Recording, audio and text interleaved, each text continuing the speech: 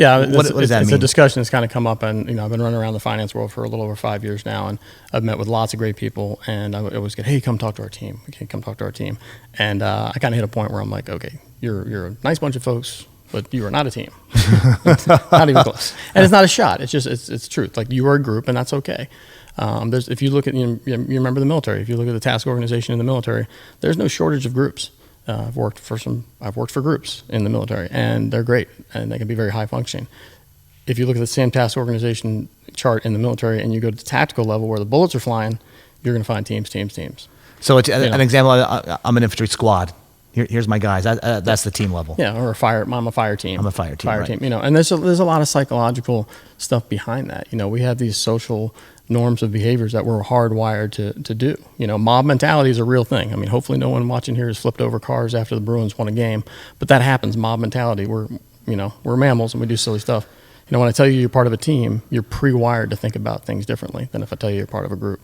So tell me how that team relates then into the civilian life. And I'll be candid. I mean, I haven't had a job in 12 years. I've been on my own. So that's awesome. I've never worked in a large company. I've always been on my own.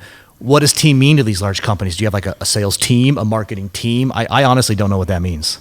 Yeah, I mean, I somewhat kid around about it. Your superpower when you're on a team, a real team, is your get back up, and you really, really learn this.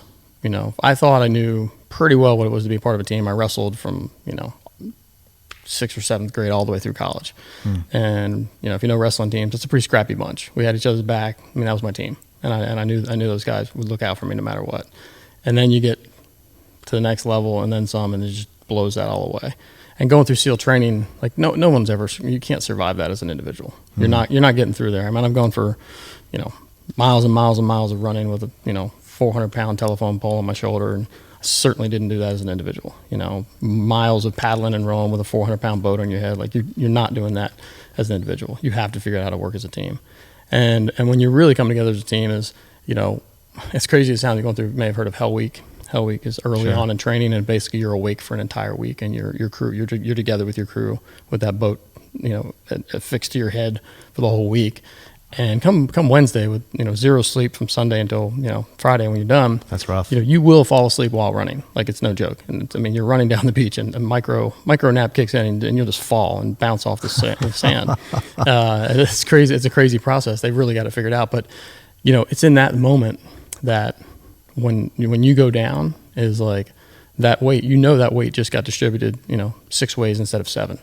And it's your get back up. And that's a tough thing to replicate, and plenty of people in corporate America, I'm envious. I had never stepped foot in there, but no, it's great. It's great people. But I mean, plenty of people, there's no shame in like, hey, I'm a business development and I'm a sales guy or whatever, and this has been a rough stretch for me, and my numbers aren't where I wish they were this year. And you're coming into, Thanksgiving, and you're like, you know what, this has been a rough stretch. I'm just going to take a knee. I'll sort this out come January. And there's no shame in that, and you probably know people that have done it. If you're really part of a team, guarantee you, when you think you're going to take a knee come November 15th and chill out for 6 weeks, you're going to get back up. Interesting. And that's where you got to get to, where you really depend on one another.